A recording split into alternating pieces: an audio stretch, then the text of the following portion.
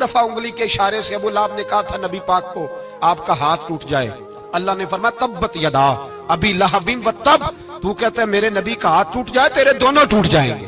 और सुनो अबू लहब का हाल क्या हो। अबू लहब का माना है अबू लहब शोलों का बाप, लहब शोलों वाला। क्या मतलब? अबू लहब इतना हसीनो जमील था कि उसके जो रुखसार थे शोलों की तरह चमका करते, इतना खूबसूरत था, लाल सुर्ख रंग था, खूबसूरत आदमी। अरब में जब गुर्बत थी तो इसके घर में उस वक्त भी 2 ईंटें सोने की थी। इतना मालदार आदमी और सरदार था सारे मक्के का, लेकिन नबी पाक की बेअदबी की। तुम्हें पता ही नहीं कि रब दुनिया में सबसे ज्यादा नाराज ही उससे है जो उसके रसूल का बेअदब है, सबसे ज्यादा नाराज ही उसी से।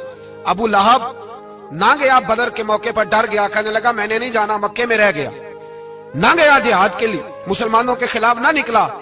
लोगों ने बड़ा इसको लान तान किया, लेकिन कहने लगा मेरे खर्चे पे 4-5 बंदे ले जाओ, मैं नहीं जाऊंगा, पीछे रह गया। लोग कहने लगे बच गया, लेकिन इसके जिस्म के अंदर ऐसी बीमारी निकली कि रेशे से भर गया सारा वजूद, रेशे। इसके बच्चों ने ले जाके अबू लहब को पीछे एक हवेली थी मक्के के बाहर, उसमें बंद कर दिया। चीखता था, चिल्लाता था, बंद कर दिया उसको ले जाके वहां पीछे। और जब उसको बंद कर दिया कमरे में तो चिल्लाता था, चीखता था, कोई मुझे बचाओ, कोई पानी पिलाओ। दरवाजा तोड़ के बाहर निकला तो चौक में मर गया अबू लहब। इतनी बदबू आती थी कि कोई करीब नहीं जाता था।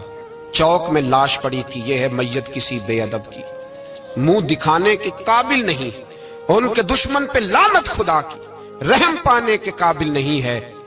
चौक में लाश पड़ी है, तब्बत यदा अबी लहबिन व तब, चौक में पड़ी हुई है, कोई करीब नहीं जाता। उसके बेटों से लोग जाके कहने लगे तुम्हारा बाप था, शर्म करो।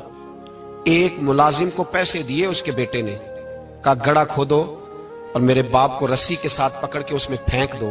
एक गड़ा खोदा मक्के की गली में और रस्सी के साथ पकड़कर, रस्सी के साथ बांध कर उसकी टांग को घसीट कर उस गड़े में डाल दिया, ऊपर से मिट्टी डाल दी, बदबू का वो ढेर बंद कर दिया। अबू लहब मक्के का सरदार था, पर जाने कहां मरदूद दफन है।